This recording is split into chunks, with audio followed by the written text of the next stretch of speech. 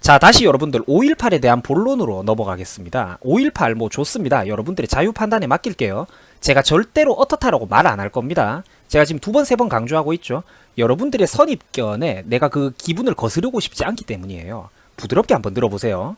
하지만 여러분들 이 5.18 사건이라는 걸 여러분들이 볼 때마다 이게 여러분들 해마다 북한에서도 기념하고 북한 교과서에서도 다루고 있는 사건이라는 건 혹시 알고 계셨습니까? 5.18 유공자 중에서 북한으로 월북한 사람이 있다는 것도 알고 계셨나요?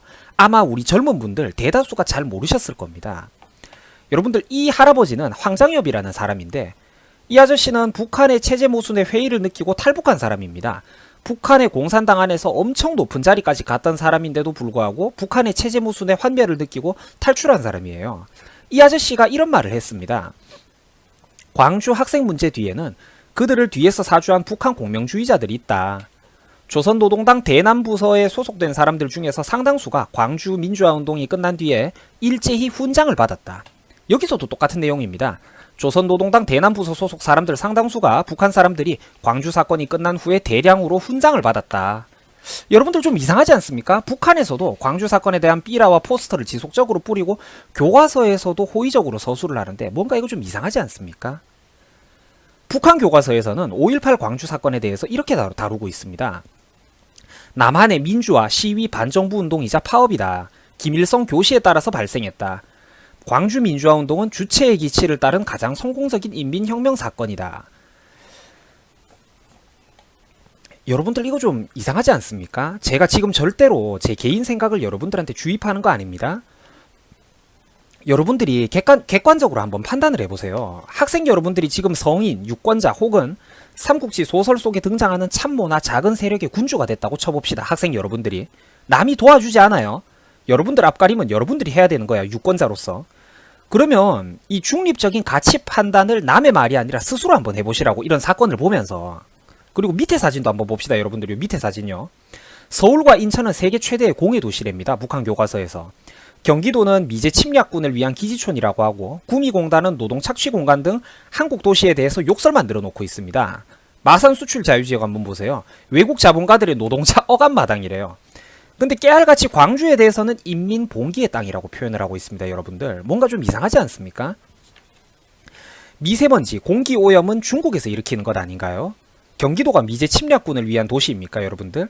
구미공단이 노동 착취의 공간인가요? 정말로? 대기업 공장들 다 빠져나가고 구미 경제가 지금 얼마나 많이 침체되어 있는지 알고 계세요, 여러분들? 지금 거기 지역 주민들이 얼마나 고통받고 있는지 알고 계세요?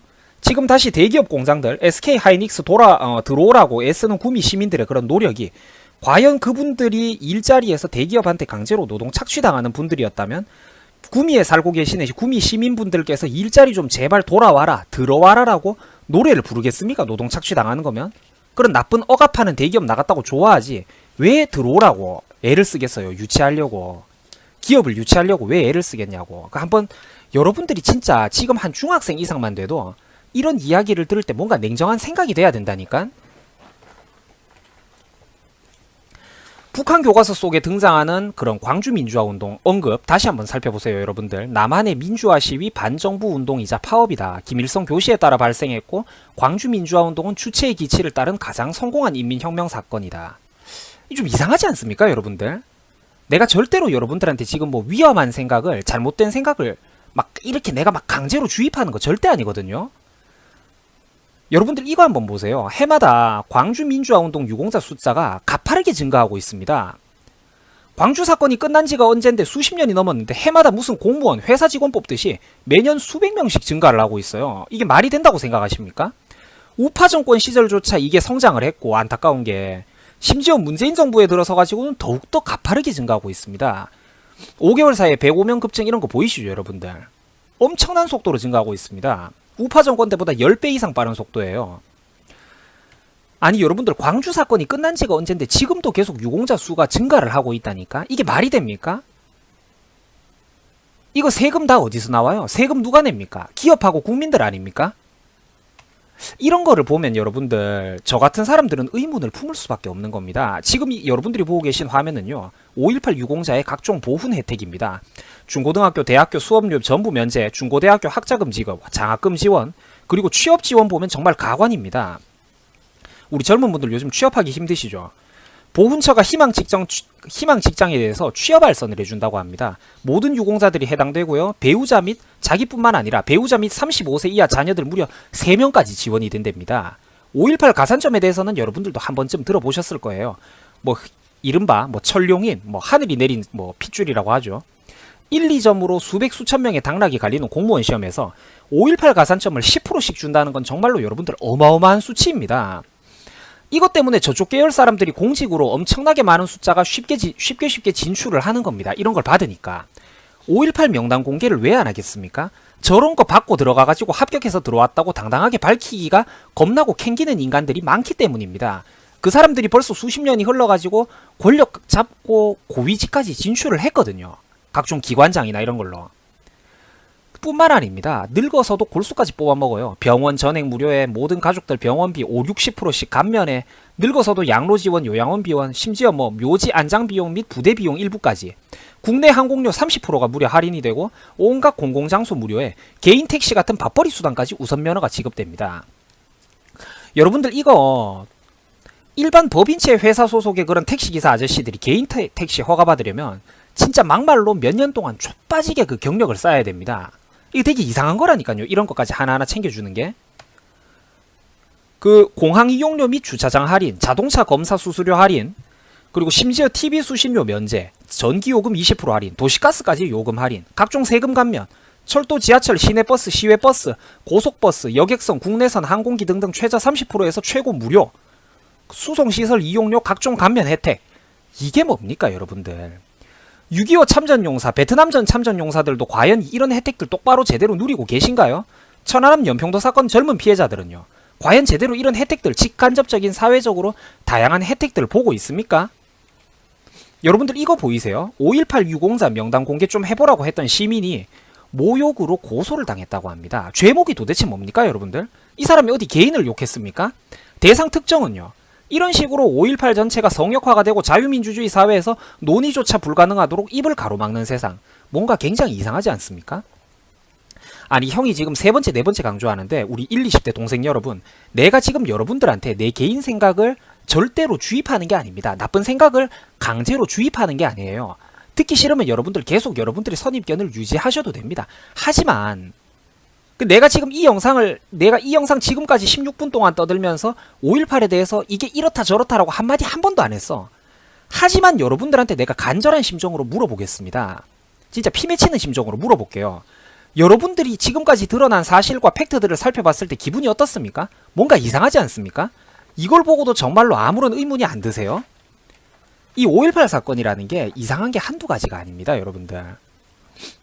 오전에 이동 중이던 24단 지휘부 차량 10수대를 탈취하고 방어하고 일반 시민들이 군 무전기를 탈취해가지고 사전 정보를 미리 입수하고 일반 시민들이 특정 포인트에 매복을 해가지고 차량을 탈취한다라는 과감한 생각을 하고 실제로 행동에까지 옮겨갖고 성공까지 시킨다. 이게 과연 가능한 일일까요, 여러분들? 거기서 끝이 아닙니다. 탈취한 차량들을 나눠 타고 곧바로 방산업체 아세아 자동차 공장을 습격해가지고 차량을 징발하고 거기서 팀을 나눈 뒤에 4개의 장갑차 370대의 군용 차량 및 버스를 몰고 광활한 전라도 전역 17개의 시와 군에 분산되어 있던 38개의 무기고를 동시다발적으로 습격해가지고 당일치기 몇 시간 만에 작전을 완료한다? 여러분들 나 이거 진심으로 이거는 우리나라 특수부대도 연습 몇 번 안 하고 갑자기 하라고 하면 못할 것 같아요. 진짜로. 진짜 못한다니까요, 여러분들. 여러분들 이게 일반 시민이라고 볼 수 있습니까? 진짜로? 여기서 여러분들 몇몇 어떤 수치상의 사소한 오류가 있을지는 몰라도 원래 이게 워낙 이제 또 자료마다 이런 게 조금씩 나뉘니까요. 진심으로 여러분들은 이런 전개 과정 자체가 말이 된다고 생각하십니까? 아니 나는 솔직히 말해서 우리 동생들 여러분들이나 내가 친구들하고 컴퓨터 게임 GTA나 배틀그라운드를 해도 이런 일사불란한 단체 작전은 불가능할 것 같거든요. 진심으로.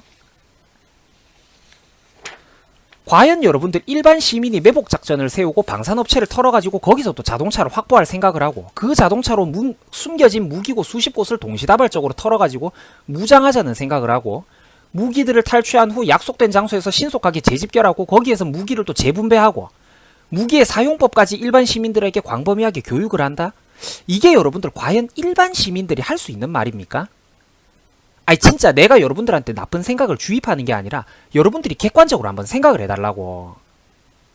여러분들 배틀그라운드에서 친구들하고 만약 이렇게 단체 작전을 한다고 해도 이렇게 일사불란한 작전을 할 자신이 있습니까? 내가 한번 물어보는 거라니까. 그래도 일반 시민이고 뭔 모르는 대학생들이에요. 진짜 여러분들. 1980 더군다나 여러분들이 오해하시면 안 되는 게 1980년대 당시에는 아직 한국에 자동차가 그리 많지는 않았던 시절입니다. 당연히 지금과는 달리 운전을 할 줄 아는 사람도 절대 많지 않았고요. 당시는 오토가 아니라 또 수동이었고요. 더군다나 대형 면허를 가지고 있는 사람은 더더욱 적었을 겁니다. 특수 차량이나 출애라는 더더욱 적겠죠. 그런데 여러분들 갑자기 운전을 할 줄 아는 사람이 수십 명, 수백 명이 갑자기 나타나가지고 그것도 조직적으로 완벽하게 지형 각지를 숙지해가지고 전라도의 그 광활한 지역 요소로 신속하게 분산돼갖고 작전을 펼치고 38곳에 무기고를 털고 재집결까지 해갖고 무기를 재분배까지 한다? 그리고 그 다양한 무기들을 전부 다 숙지해가지고 사용법까지 시민들한테 알린다? 이거는 여러분들 의문을 안 품는 게 등신인 겁니다. 내가 지금 4번째, 5번째 반복하고 있죠. 내가 5.18에 대해서 지금까지 어떻다라고 단 한마디도 안 했습니다, 여러분들. 그렇지만 5.18이 전개된 과정들, 팩트를 여러분들한테 소개는 해드리고 있다고. 그리고 시청자 여러분들이 이걸 보면서 상식적으로 생각을 한번 해보라는 거예요, 생각을. 자, 우리 사랑하고 존경하는 유튜브 시청자 여러분들, 특히 저보다도 나이가 어린 우리 1, 20대 학생, 동생 여러분들은 절대로 이 모든 사실들을 갑자기 받아들이기가 쉽지 않을 것입니다. 나도 내가 십몇 년 전에 중고등학교를 다니던 시절에 누가 이런 걸 했다면 혼란스러워가지고 그냥 머리를 닫아버렸을 것 같아요. 나도 아마 나 자신도 설득을 못했을 거예요. 하지만 지금 당장 여러분들이 생각을 안 바꾸셔도 됩니다. 이게 어리면 어린 나이 그 나름대로 선입견이 굉장히 두껍거든요. 인간의 고정관념이라는 거는. 여러분들이 지금 당장 제 생각을 듣지 않으셔도 되고 정말로 듣기 싫다면 이 영상을 그냥 끄셔도 됩니다, 여러분들. 하지만 최소한 생각을 해보자고요. 남들한테 주입받은 생각 말고 네 생각이요. 네 생각. 지금 모니터 앞에 스마트폰 앞에 앉아가지고 화면을 들여다보고 있는 바로 여러분들의 생각을 해보라고. 남의 생각 듣지 말고. 하나만 생각해봅시다, 우리가 여러분들. 절대로 5.18 광주 사건의 전모는 최소한 여러분들이 그 영화 같은 데서 본 것처럼 아따 우더는 평화롭게 태극기 휘날리면서 시위하고 있었는데 갑자기 계엄군들이 개미떼처럼 몰려와가지고 대열을 맞추고는 일제히 총을 쐈단께요. 이런 그림은 절대 아니라는 겁니다, 여러분들. 절대 아니라고. 이 영화와 선전 매체에서 보여주는 대표적인 위조고 거짓 묘사입니다. 여러분들 요즘 보면 뭐 한국당도 그렇고 5.18 제조사다 진상규명을 한다 만다 논란 중인 거 여러분들도 아시죠? 그런데 그 사람들 보면 이상합니다. 정부와 민주당의 대응을 보면 되게 이상해요. 한국당의 추천 인재는 안 받겠다고 합니다. 이게 무슨 여러분들 개논리죠? 규명을 한다면서 사람은 가려서 받겠다고요? 명명백백한 진상규명, 저짝 사람들이 좋아하는 거 아니었습니까? 규명을 하기는 하는데 그 수사관, 의원들, 사람은 가려서 받겠다고? 여러분들 이거 보세요. 지금 아까 5.18 유공자들이 얼마나 막대한 혜택을 누리고 있는지 보셨죠? 근데 나라 지킨 대가로 참전용사들은 뭐 한 달에 뭐 13만원을 받고 지금 뭐 이러고 있습니다. 이게 이제 뭐 지금은 조금 올랐을지 모르겠는데 어차피 큰 차이가 없거든요. 그 몇 년 이제 키케야 뭐 몇 년 안 된 이런 기사들인데 6.25 참전용사 할아버지들은 87%가 생활고에 시달리고 있고 폐지와 노쇠 그릇을 주우러 다니십니다. 이 반짝거리는 훈장이 있지만 아무 의미도 없어요. 평생 동안 북한과 공산당과 그리고 산업화 시절 가난과 싸웠던 분들이 산업화라는 나무를 심고 키워낸 분들이 정작 열매는 하나도 못 따먹고 아직까지도 가난과 싸우고 계십니다. 이분들의 삶은 평생이 전쟁터였고 지금도 바로 그 전쟁 속에서 하루하루를 치열하게 살아가고 계십니다. 폐지 수입하는 80대 6.25 참전 유공자의 한숨 보세요, 여러분들. 6.25 참전 용사 할아버지들은 폐지를 줍고 다닙니다. 이게 여러분들 이런 걸 보면서 여러분들이 그토록 깨어있는 시민이고 이분들의 희생과 헌신 덕택에 우리가 산업화 속에서 물론 부모님 1차적으로는 부모님 덕택이지만 여러분들이 그래도 이분들이 지키고 만들어 오신 산업화의 번영 자유대한민국 속에서 중고등학교를 편안하게 다니시고 컴퓨터 게임도 하고 대학교도 가고 하는 게 실제로는 그게 거대한 하나의 원으로 이루어져 있다는 겁니다. 이분들의 희생과 노력이 뭔가 직간접적으로 우리한테도 영향을 미치고 있다니까요. 하지만 이분들은 이렇게 고통스러운 삶을 살고 있습니다. 사랑하고 존경하는 유튜브 시청자 여러분들, 여러분들한테 제가 마지막으로 한 번 더 물어보겠습니다. 여러분들 이래도 제가 극우입니까? 저 괴물인가요?